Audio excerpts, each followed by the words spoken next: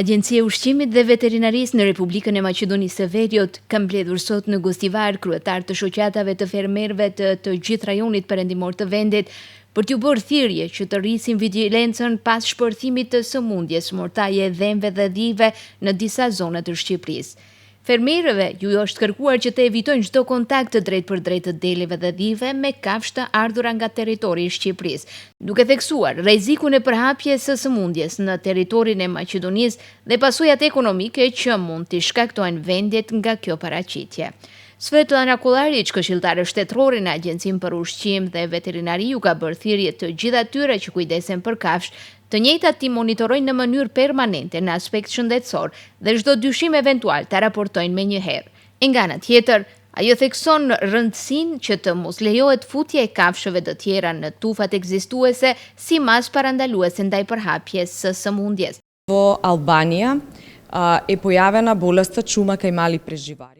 Në Shqipëri është shfaqur mortaje e baktive të vogla ripërtypse, e cila shkakton humbje të mëdha ekonomike te dhitë dhe delet, por nga ana tjetër, nëse sëmundja shfaqet në vendin ton, kjo do të thotë se do të humbasim statusin e një vendi të lirë nga sëmundja, mortaje e baktive të vogla ripërtypse, por do të kemi edhe ndalim të eksportit të mishit të qengjit, i cili përfaqëson prodhimin ton strategjik. Vendimin për mbrojtje e kanë të gjitha komunat kuvitare dhe sipas të njëjtit, importi i kafshëve të gjalla, produkteve me origjinë shtazore, të llojit të mishit dhe qumshtit dhe produkteve të tyre, po ashtu është ndaluar edhe lëvizja e BKT-ve në të gjithë zonën kuvitare, por edhe lëvizja nga qyteti në qytet. Qëllimi është që të krijohet një zonë tampon ku, nëse do të ndodhte një rast në zonën kuvitare, sëmundja nuk do të lejohej të përhapej në brendësi të vendit ton.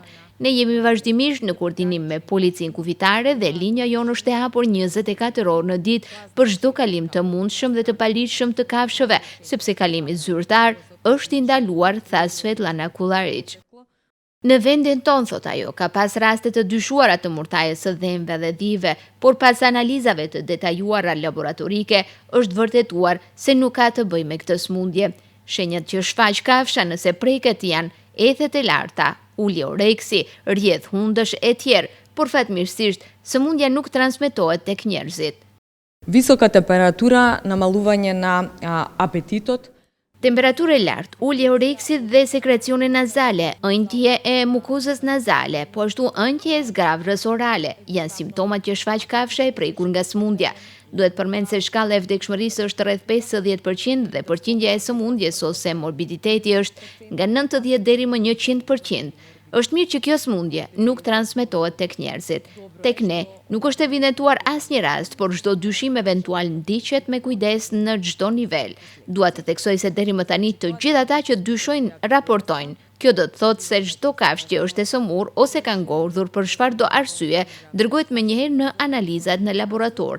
Jemi gjithashtu në koordinim me Institutin Kombëtar të Mjekësisë Veterinare në mënyrë që ata të mund të bëjnë një diagnozë në kohë. Dhe dua të theksoj se në periudhën e fundit janë shfaqur raste të dyshimta të cilat për fat të mirë për ne, rezultatet deri më tani tregojnë se janë negative, deklaron Svetlana Kollariç nga Agjencia për Ushqim dhe Veterinari.